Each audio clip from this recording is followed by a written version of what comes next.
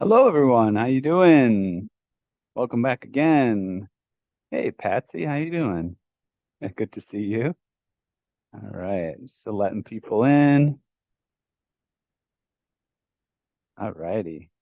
Hey guys, I'm on the road today, so I and I can't always tell how my connection is.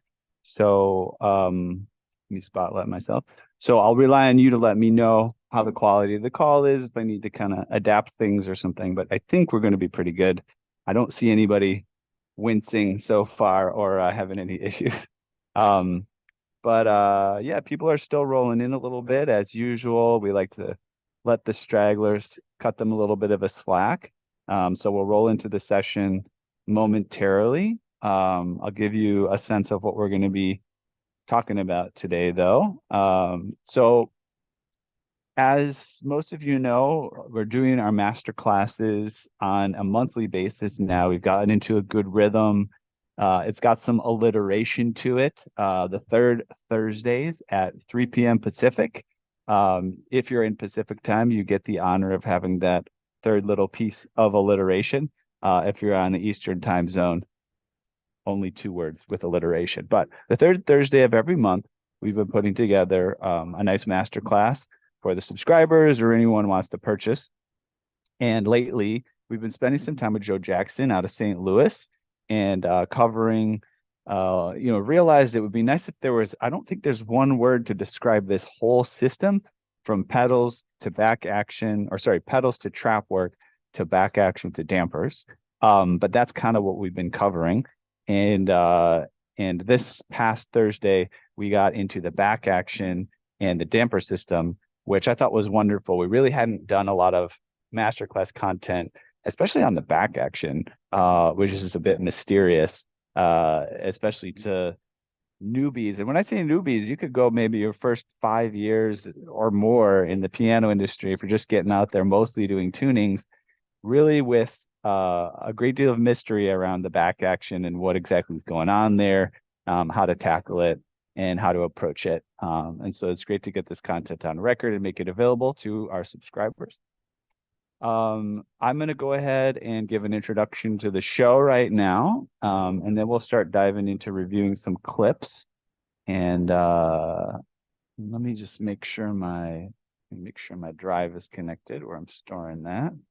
Just give me 1 second.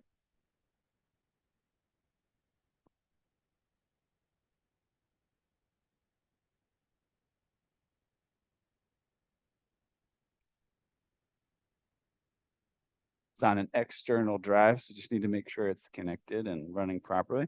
But let me go ahead and give an intro here. So welcome to Piano Tech Radio Hour. What we do here is we gather every Saturday to meet with and learn from the most fascinating and knowledgeable folks in the piano world. It includes manufacturers, rebuilders, musicians, makers of other instruments, and of course, piano techs. Our mutual goal is to become better at our craft, to help each other, and to create an ever more musical world together. The Piano Tech Radio Hour is brought to you by Piano Technicians Masterclasses. It's an online learning resource that brings you cutting edge instruction from piano industry masters without leaving your home. You can find out more at pianotechniciansmasterclass.com. Also, you can subscribe to this show, Piano Tech Radio Hour, for just 16 bucks a month. You get direct access to our private Zoom call linked, as well as archival recordings of over now 175 episodes. Man, we've been really knocking them down here in our member area. And you can join Piano Tech Radio Hour as a monthly subscriber at bit.ly/join PTRH. That's bit.ly/join PTRH. And we do have some other links that I'll pop in the chat as we roll into the session. But I'll try not to spend extra time on the intro. That's not necessary here. I do notice I'm having a little bit of a problem with the connection with my drive storing this content. So I might take a minute to reconnect with a different cable and see if that helps. But yeah, so I'll give a little bit of an overview of what was going on there this Thursday with Joe. Um, one thing that I got to do is spend some extra time with Joe Jackson. And the more time I spend with Joe, the more I appreciate the guy. He's really doing some incredible stuff there in St. Louis. Not only is he building a business with over 20 employees, I think he has 23 employees. He is doing it on a mission, right? I've learned more and more about kind of like the ethics behind what he's doing and how much he likes to integrate it. I don't think he'll mind if I say, like me, Joe didn't necessarily come from the most privileged background. And so he takes that to heart, in terms of building ethics into what he does and thinking about the ways that we can make things equitable for everyone and for the planet. And so on that note, here, let me plug in this drive while I'm talking. He tries to ethically handle the process of dealing with pianos. And so basically, he doesn't actually like to carry or deal in new pianos. And it's not just out of convenience, it's out of ethics and principles that, we have a lot of beautiful instruments out there with a lot of potential. And why not refurbish those instruments? Why not make them better? Why not recycle them back into the community? And also, you won't find any electronic keyboards in Joe's shop. And I would say I'm impressed. I know a lot of the dealers these days will even sort of cave to this concept that an electronic digital piano is still a piano, right? Oh, do you want a piano? Oh, you don't want this acoustic piano? Well, we have a piano over here that you might like. To the point where I've heard stories that the customers and the clientele don't even really understand that it's not really a piano when you get like a clavinova or something like that. It's not the same thing. It should be classified as a keyboard. We should be calling it a keyboard. But in the interest of marketing those and still trying to bring in some cash, understandably, but maybe not ideally, some dealers are go ahead and just dealing in them as though they're pianos. Oh yes, this is a piano, that's a piano. It's just a matter of which one you want, which one's more convenient for you.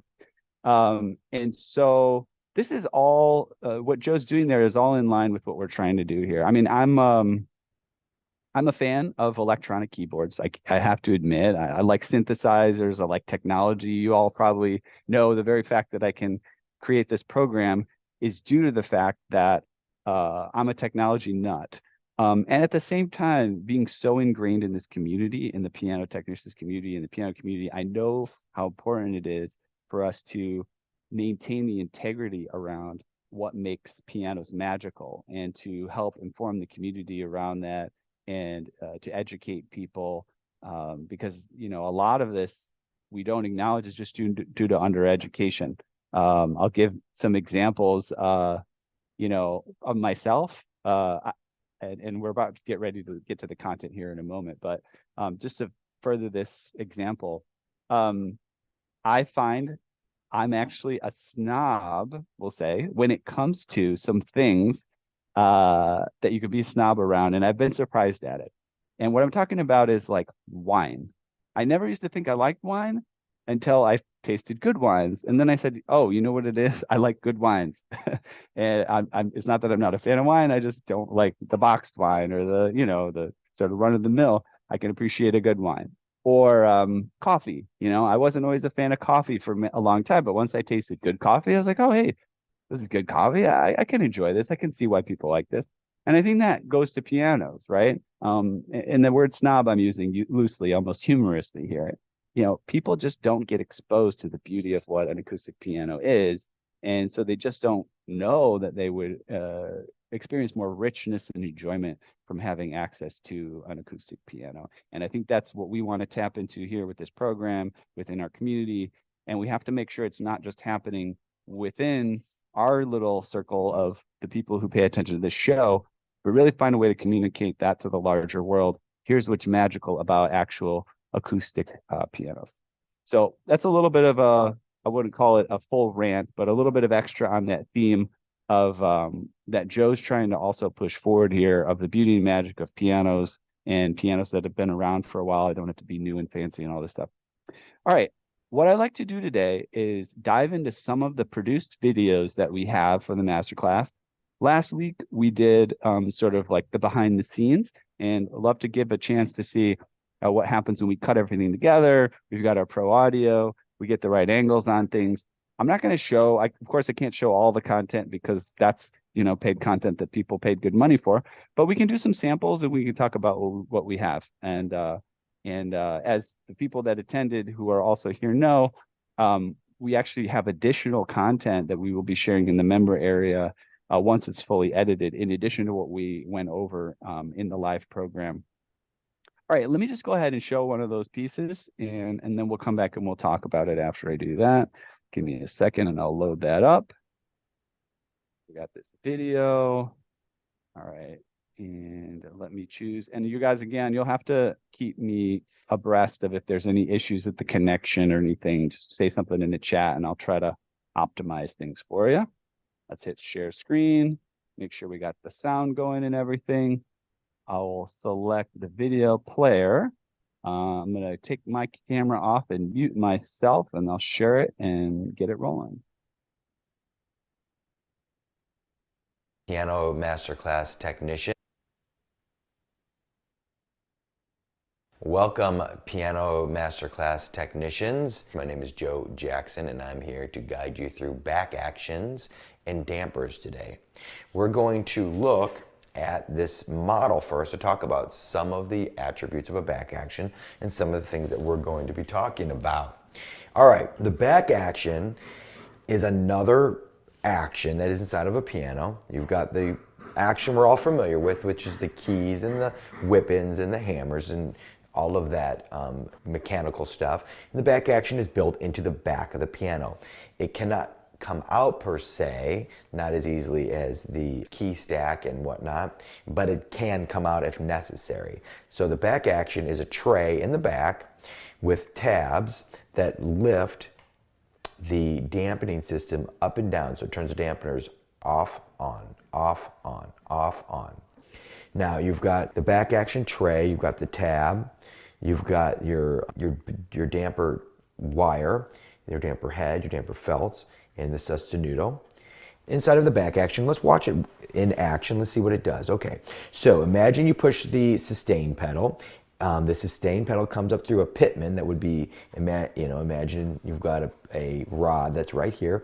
You push the pedal and this tray lifts up and engages with the tab, lifts the damper up, and if we want it to stay, you can push your sostenuto knife pedal, and once you disengage your damper pedal, it stays up because the sostenuto knife is now engaged, okay? Then you can unengage your sostenuto knife and it drops back down. Another thing you've got back here is your up stop rail. This guy right here is crucial because when you're playing the piano, you got to make sure that this is adjusted just right so it doesn't bind. Like right now, it's not letting the tab lift all the way up, and so the hammer can't engage. So I'll push it up a little bit. Now it's going so high that this thing's flying around. Okay, so that's a really important thing, and we'll talk about that a little later on as well. This is the guide tray right here. Now inside of the piano, you're going to have a number of these. It's going to be like yay long, and they're all going to be lined up. And these are to coincide with the strings, and that way the wires don't collide with the string. Now, in your piano, the string is not that thick. But in this imaginary piano, this string is, I don't know, 150 thousandths of an inch. Okay.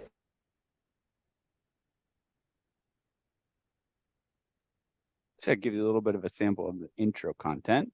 I think when I think about what I want to show next, I'd love to give you a chance to see sort of depth that we went into in this particular class. And so the next thing I want to queue up is some footage of Joe's assistant, Matt, who is really in charge of back actions. And he does a lot of actual reconstruction of back actions. And I would say for myself, I've been doing this show, gathering this content for years, been in the industry for years. I have to say, I haven't really seen this type of content before available, this accessible, where you can really dive into what's going on with the back action and get a really good idea of how to replace it. Even had one attendee to the masterclass that we had on Thursday. This was right on topic for what they were working on, doing this type of work on back actions, having some broken parts, and getting to this point where you might want to actually do a full replacement. And then, by the way, we didn't. It wasn't the complete focus of the whole session, but we talked about how this is an income generator for us. And Joe wasn't shy to share that when you go out and you do your tunings, or when he's doing tunings in the field as a larger organization, a larger business, the tunings is really just kind of like the base layer of everything. And it's actually not necessarily the place where most of the income gets generated. He shared a lot about the power of being able to handle some of this other work. It can be intimidating if you don't know about it, but once you do know about it, it can actually be, relatively accessible, not too hard to do, and the profit margins can be pretty good. And basically, all he said was, he develops the pricing around these type of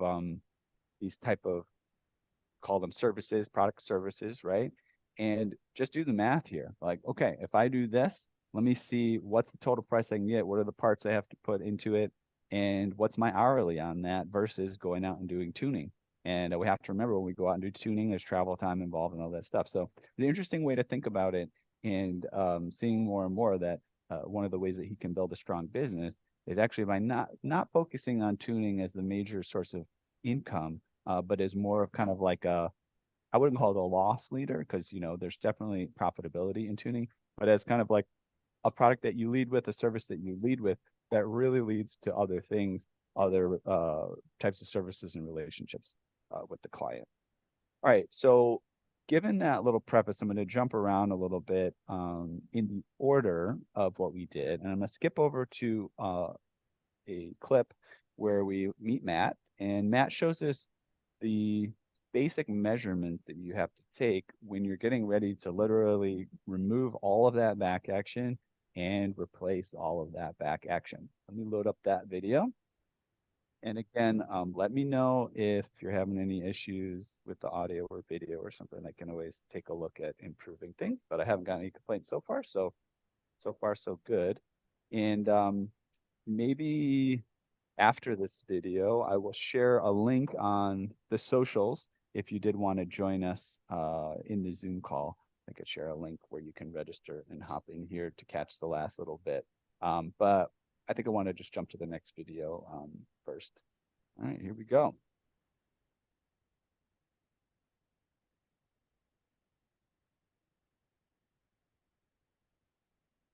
This is the portion that we're going to send things over to my assistant, Matthew Toole.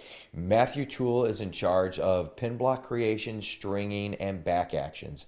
Around here, we have everybody created to where they have special zones that they focus on. That way they can become excellent at those zones. And he is the one who's in R&D and back action work, and he's going to take it from here. Matthew, it's yours. So Joe talked about some of the stuff with a few basic repairs and things like that, and an overview of everything. What we're going to talk about next is getting into when a back action is beyond just doing those basic repairs and when it's necessary to actually replace the back action. Before you even get to working on the new one, first thing you have to do is get the old one out of the way. And so first we're going to go over some measurements that you need to take, and then how to actually get the back action out. The first thing that is on every piano other than Steinway is going to be in your way is the Sostenuto knife. What you want to do is take a measurement of where these mounting points are on their height, and then you also want to take a measurement of how high up this actuator is. You want those so that when you put it back in at the end, you can put it back in the same spot and have as little that you have to mess with as far as changing the position and adjusting the timing for the pedals and everything. The measurement that I will normally take is I will look at either where the bottom of the knife is right next to those mounting points, or I will look at the mounting point itself and just, you want to find a solid measuring point. It doesn't matter what measuring point you choose, as long as you choose something that is the same and consistent on each one. So for this one, we're going to choose the bottom of this metal bracket, and on this one we can see it's set at about 75 millimeters. And so for that one, we'll reference the bottom, and we'll just reference that same point on all of these brackets. Usually there's 4. It depends on how the sections of the piano are actually laid out. And then for this timing actuator, what we're going to do is measure it from the top.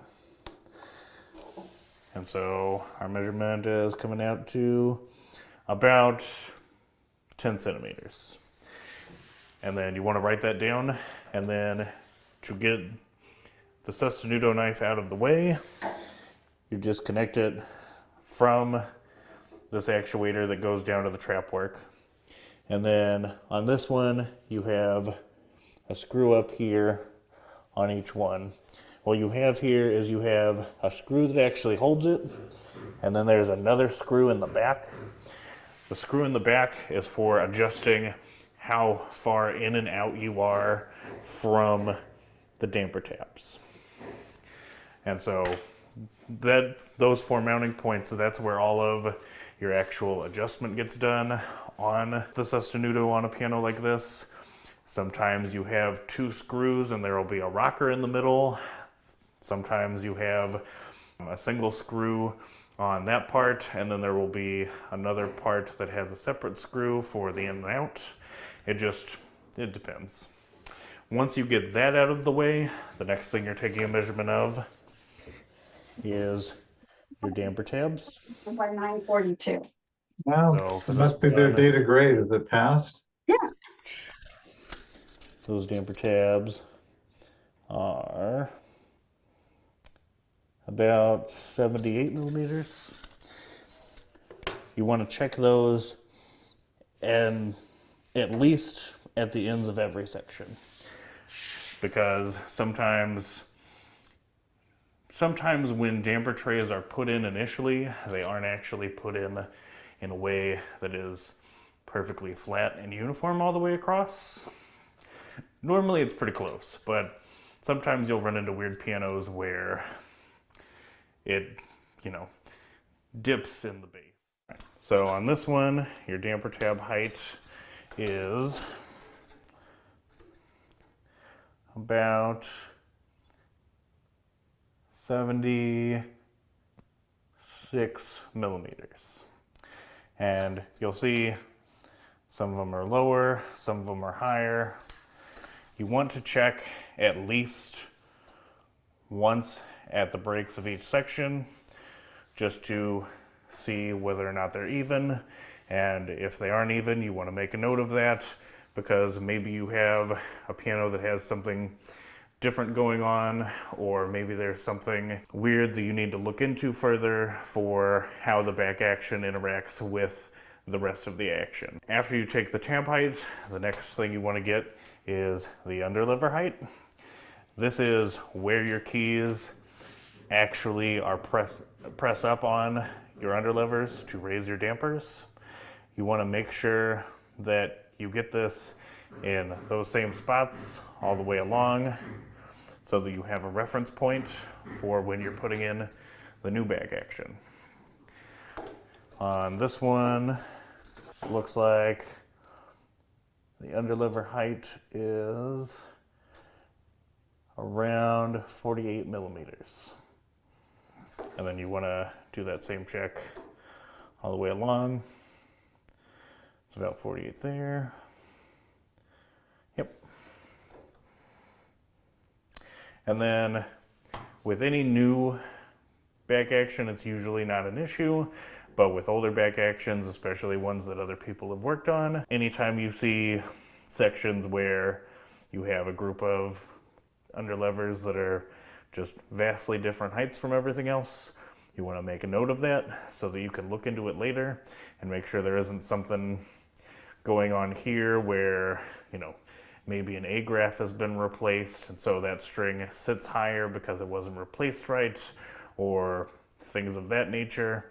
And so you want to make sure that you note any inconsistencies down here that are really obvious so that later on when you run into whatever problems, you can be like, we can fix it.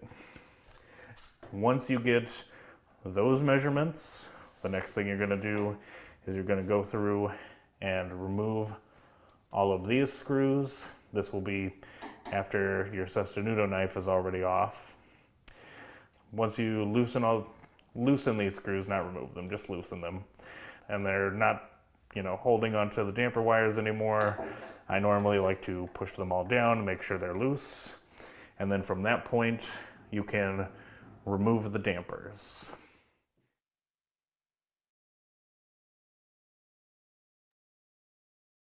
All right, another fun clip. I'm curious how your guys' experience of this is. I'm excited. I don't know if it's sort of subtle or you're noticing it, but you know, we're able to have a camera positioned inside of the action cavity, which I'm having a lot of fun with. And not only does it allow us to see, you know, what's going on, what the individual is talking about when they're talking about different parts, but the specific types of cameras that we're using allows us to actually capture multiple angles at the same time, do some pans and sweeps and show different things while basically using the same camera to collect the content. And so we're having a lot of fun with that. And for educational purposes, again, I think this is invaluable.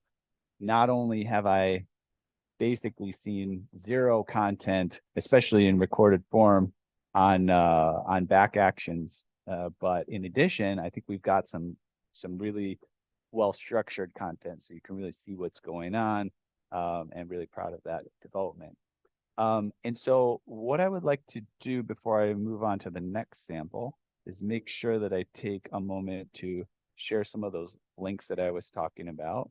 And then we'll go on to some other stuff, and I'll actually share an interesting tidbit with you in a minute. So basically, I'm here in a Starbucks in Michigan. I have some family in Michigan, and it's actually my mother's birthday. It was a couple days ago, so I came over here. I'm from Michigan, came over to see her.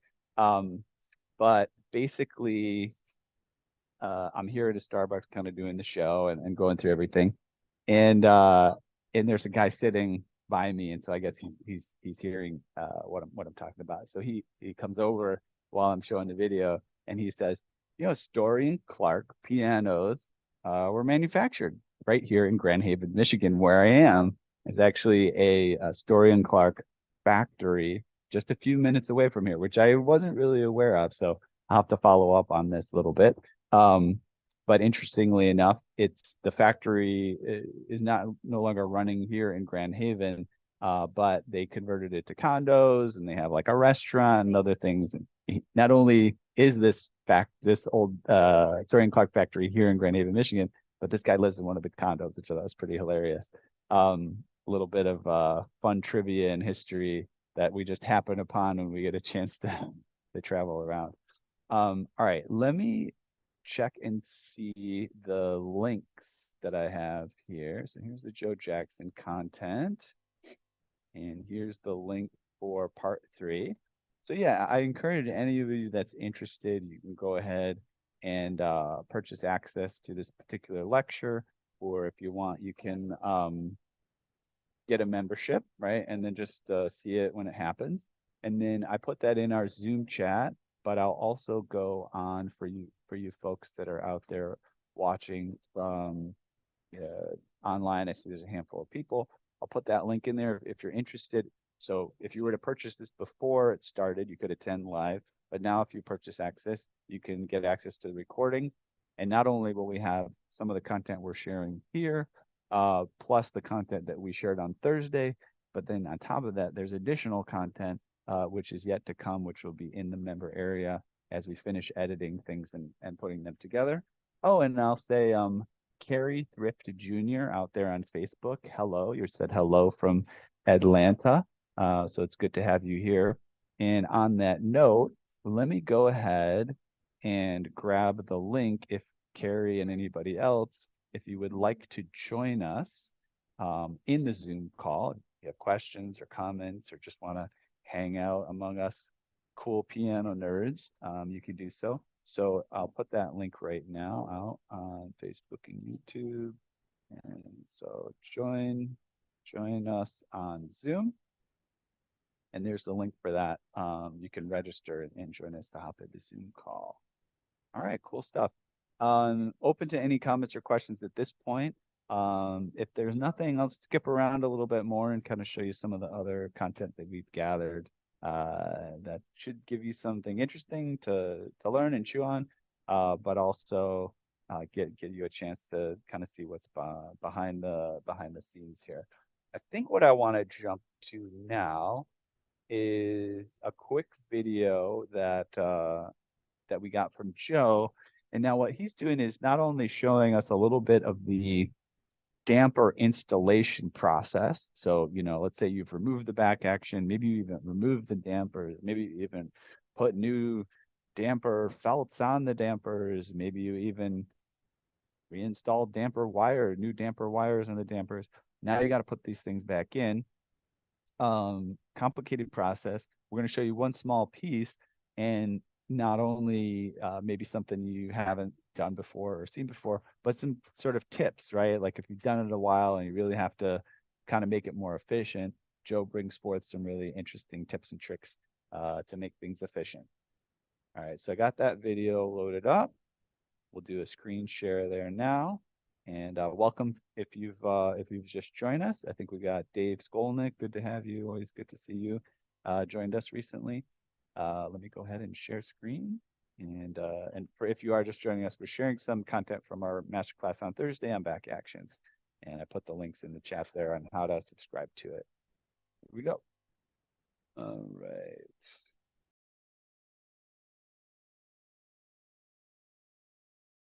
So, this little tool right here, okay? One of the most important tools. I've used this for measuring more than almost any other tool in the shop. This gets used 30 times a week by people, all right? So many uses. One of these uses is figuring out if your damper wire is in the correct position. Now, this is usually true, and this is usually true. So if you get up, you butt yourself up to here, then you roll up nice and slow, and look, pretty darn close. We're a little off here, because there's a bend right there. But by and large, we're straight.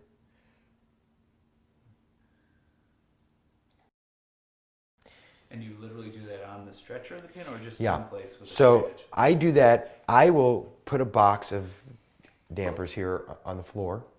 And before I install each one of them, I throw it up here and I will check it real quick. Or the other thing I do, if I'm in a hurry or if I'm in a good mood, I take a piece of painter's tape that's about yay wide, like a 3-inch one. I put it across here. Then I take this guy and I strike a line. If I'm in a hurry and I just want to try to get through them, that way I have a black line there. And I take these guys and I set them like that, and I make sure that it's up against that it's following the black line, and I install it. And then I grab the next one. Do you want me to show that? Do you want me to just make one? I want to take a. Okay. Not as wide as I like to use, but it still will do the purpose. Will do the trick.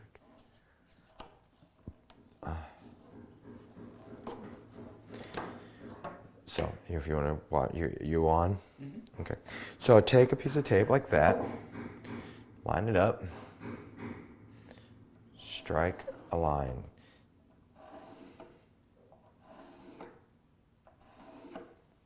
Okay. Now, As I'm installing them, I can just throw this up here real quick and make sure that I'm following the line. See a little off there. Now I'm on all the way to this point. Now I'm a little off here. I'm not going to mess with that because that means there's a bend there with a bending plier. That's too extreme. You only address the front to back with a motion like this if it's all the way off. So if we looked at this and we saw that, see, a gradual decay away from true. That's the one we're looking for.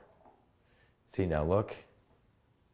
Also, you can take it like this and you can hold it and you can go. Boom, look at that. Super fast way to sit and get your heads lined up. Because if you don't glue your dampers on with your head flat in the very beginning, you may have gaps of air here where you're hanging down or you're not gluing it down properly. So you want to make sure that that is settled before you go and glue it all your heads on. That's a little tip and a little trade, a little tool time trade. All right, found that valuable. And again, I think I heard from Joe also, while hanging out there, and I think you might have even mentioned it in one of our little shop tour. They do a ton of work there. They have a ton of pianos in and out, and also on top of that, as is the sort of consistent factor with a lot of these places that are doing a lot of that work, they have team members that are focused on this different stuff. So, super valuable to not only get a sense of how this stuff is done, but to get a sense of how it's done efficiently and, get those little tips and tricks in there that only come from having to do this stuff over and over and over again, and having it go through a process at a system that needs to be optimized. And I guess on top of that, I'll say, again, being in the context of Joe's operation, again, they have these 23 odd different people, as we all know, being an independent piano technician is its own challenge enough. Some of us, probably myself included, don't even necessarily want to even get into rebuilding shop work because there's a lot of complexity there, a lot of new stuff to learn. Maybe you got to have overhead, you got to have a shop space you got to pay for. But in a situation like this, they're very cognizant of making this stuff profitable as you have to. I know some rebuilders run their operation like a charity situation. Maybe they just enjoy rebuilding so much that the profit margins don't matter so much. But in this case, again, from a very healthy perspective, not a avaricious perspective or a greedy perspective, just to say, hey, we got to make this all profitable or else we can't continue to operate. And I think they've done a good job of thinking reasonably about how to do this stuff, but also just, get it done quickly, get it done efficiently, do it in a way that's good for the whole organization and its health long term. Very cool stuff. All right. I'm not seeing any specific comments from you guys or anything in terms of the direction or questions or anything like that. So I'll probably just kick in one or two more pieces of sample content of my choosing. And then we'll call it. We've got about 15 minutes or so left. So I'd say we got time for maybe one or two more videos, depending on the length. What I might do is pop back into a longer video. Maybe this will be our last one with Joe, talking about the back action in a more extended manner. I would like to share, just to give you full context, the video that I just shared, that was among the content that we weren't even able to get to in our masterclass on Thursday, just to give you a sense of there's more content. There's probably maybe even double the content that we shared in the actual live masterclass in the archive that we'll put in the member area. And then on top of that, just wanted to highlight, you're seeing our sort of the spine of what we've done. We're starting to develop this habit of pre-recording the important content that we don't necessarily want to do live because we want to make sure we get the good angle, get the good audio, and get the good setup, make it efficient. We're pre-recording some content, but then also having that live feeling. And so what you're also not seeing necessarily, and I didn't plan on queuing it up, so I'm not going to share it today, but we have Joe on hand in addition. So he's got his pre-recorded content, and then in between we can ask questions. And we actually did that quite a bit. Part of the reason we didn't share all the content during the master class is because we only had a limited time, and we used some of it to explore some of those deeper questions. And Joe is one of those that wants the questions and wants the engagement and wants to make it exactly what you want as an audience member. What are you working on? What's going to help you? How are you going to apply this respectively to what you do? And that's another reason that we like to do this stuff, have a live element of what we're doing. Okay, I'm going to bring up another longer video with Joe doing some back action work. Let me cue that up. And then I think that'll probably be the last one. That'll come back on. We'll wrap it up, see if there's any comments or questions. Make sure you guys have the links to the radio hour and the master classes and this specific class, and then we'll wrap. All right.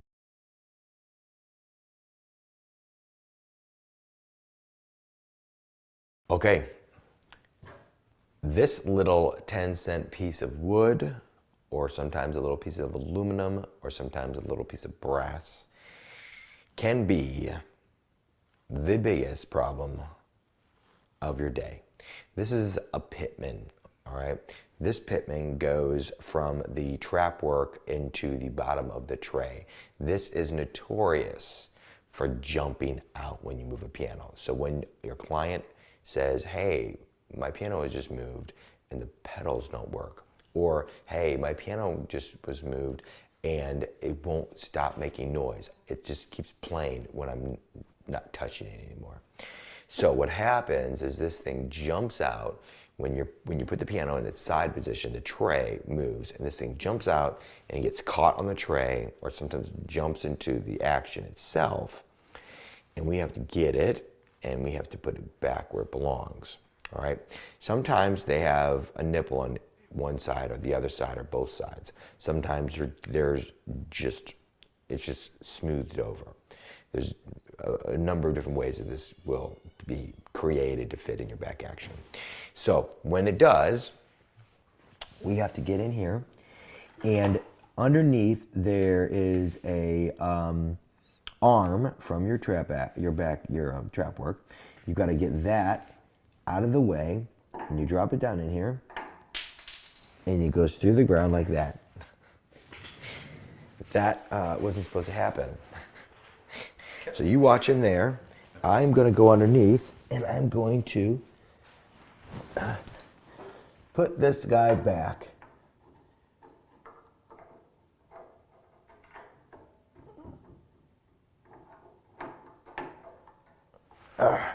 Of course, it never wants to go the way you want it to go, because, all right, you see, I've got the nipple into the back action, into the tray. Now I'm installing it back into the arm, and now when I push the pedal, you should see it moving. Now this one is not moving properly because it has way too much slop in it. Now, when it has slop like that in it, you can adjust it with the adjustable head, like I told you, like I showed you in the last episode. I showed you the different adjustable heads that you can put on a lyre for the push rod. Now that will get you so far. If it is more motion that is needed than what can be done in an adjustable head, you then have to use different punchings and whatnot typically, and close the gap here so the pitman does not have to travel as far. So these would be inserted right in this gap, and then it would be able to lift it more effectively. Okay, now that is the pitman. You can ask Ethan to pause if you have questions, and we will go deeper into that. I love questions, so ask away. They're my favorite thing. In fact, I am sitting here watching me, praying that one of you stops the video so I can stop seeing myself and ask a question. Please, please. Joe from last week is begging you to ask a question right now, because Joe from now is sitting there really wanting a question. Okay. I wanted to come back to this real quick because I talked about the Steinway back action and its weakness, which is these high glue felted down tabs, and how somebody had done a very common repair, which is to screw them all down. I just wanted to go into it a little deeper just so if anyone does this, they get it right. Okay, so these break because the high glue fails and they snap off. Now, when you fix them, you don't just screw into them because these are rock maple. See how that fell right off? All right, because this is rock maple, you can't force anything through it, it will shatter, all right? And this tray is quite often maple or oak. I've seen a lot of oak ones. And it's, it's hardwood, and hardwoods will shatter if you put too big of a screw without pre-drilling it. Now, what you want to do is you take your tab, and first thing you do is you have to make sure to chase it out. All right? It cannot have any friction from the screws. All right? Because if this is affected by the threads, when you go to put it in, it's going to try to climb the threads and it won't sit down. You need it to go full through, so when you screw into the tray, it holds it and sandwiches it down. All right, so the proper repair is to chase this out, then find a bit that is... Quick question. When you say chase it, what do you mean? That means to find a drill bit that is slightly bigger than the threads on the screw, okay? Now, this one, you need to drill it out where the drill bit that you're using is a slight bit bigger than the shank, but it's smaller than the threads, okay? Because you need to clear room for the shank to go in, because the shank, if it has to force this hardwood, it's going to shatter the hardwood. And then you've got an even bigger problem. So you want it to where only the threads are cutting into this wood. And then you'll have a really good fit. And then you use glue in addition to make sure that it stays nice and snug. So you'll chase this out. What I typically do is I line it up the way that I want. Then I take a thin pilot screw, a screw that's smaller than the other two screws I'm going to use, and I set a pilot hole all the way through. That way, when I go and pull these all off, they all go exactly where they're supposed to go. Then I set, after I piloted them all through, then I put a piece of tape on a drill bit that is bigger than this, the one I described earlier, and I just go down deep enough to chase these guys out. I have to know that I've gone all the way through it. Then I take my last drill bit, which is going to be the one that is just a little bit bigger than the shank, but smaller than the thread, and I go all the way through with that. So now my holes are prepared, and so when I go to put this in, it just drops right in, and I can thread it down, and it acts like a clamp, and it clamps this in place.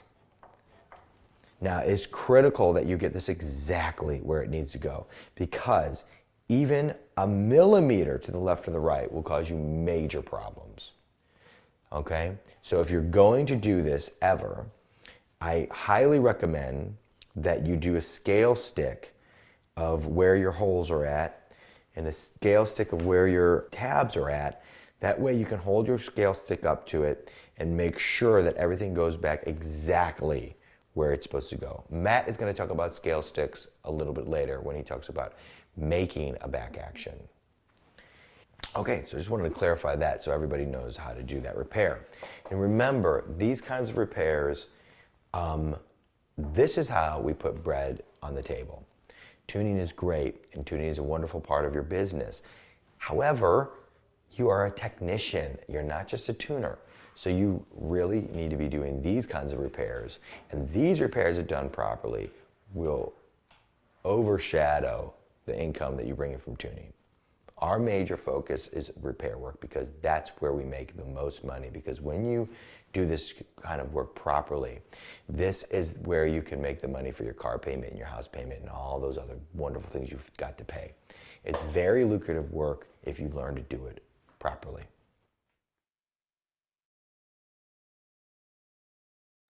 Okay, great. I hope you guys appreciated that stuff. Like I said, I'm proud of what we're putting together there in this series, and it's a 4-part series.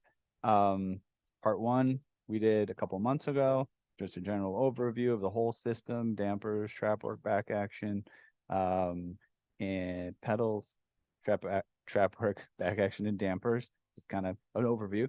And then we're diving deeper in sessions 2 and 3. Sessions 2, which we did last month, was the pedals and trap work, all the way down to kind of rebuilding the whole system. And then next, which we just did on Thursday, was the back action and the dampers. And again, we didn't go all the way into rebuilding the system, but we go a great deal into it. I think if you're sharp, you'll have a lot of content to get yourself started.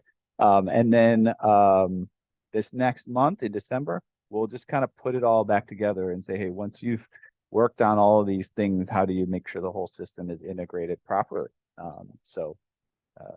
Doing great stuff. All right, what I want to do real quick is get you the links. So if you were interested, again, in this particular masterclass, we'll pull up a link for that, part 3, and part 4 will be marketing and putting information out there soon. So I'll say get access to this masterclass. Put that link in here in Zoom for you guys in case you missed it. I'll put that out on the socials as well in case you didn't join us on the Zoom. And then, of course, you want to make sure that if you're new to the system or you want more info, you can find out more on pianotechniciansandmasterclass.com. If you're not subscribed to our newsletter, you can always do so there. So there's that link. I'll put that in the Zoom. I'll put that into the chat on the socials. And then finally, quickly, I will get you the link for Join PTRH. So let me make sure that's formatted properly. So again, if you want to subscribe to Radio Hour, which you're checking out right now, you get the direct links to each of these private calls and also the content in a member area from now, as well as 175 plus episodes into the past. You can subscribe to Piano Tech Radio Hour. So I'll put that link in the Zoom chat, and I'm putting that now into the chat on the socials as well. All right. I'm going to sign us off here in a minute. Any other last comments or questions from the Peanut Gallery here before I go ahead and sign us out? Okay. All right. Thanks a lot, guys. Thanks for participating. It's always great to have you. Appreciate you all, your sort of commitment to the trade, your commitment to this project, and helping us grow and develop over the years. And I will say now officially, we have reached the end of another musical journey here at Piano Tech Radio Hour. Thanks to all of you for joining us in the audience, and also thanks to Joe for providing the content. As always, we're brought to you by Piano Technicians Masterclasses, cutting edge instruction from piano industry masters without leaving your home. Again, if you sign up for this session individually, make your life more convenient. Subscribe to PTRH, Piano Tech Radio Hour. $16 a month. You get the recording, the member area automatic registration for each week's new session. And that's bit.ly/joinptrh, bit.ly/joinptrh. And we'll see you all again next week. Happy Thanksgiving.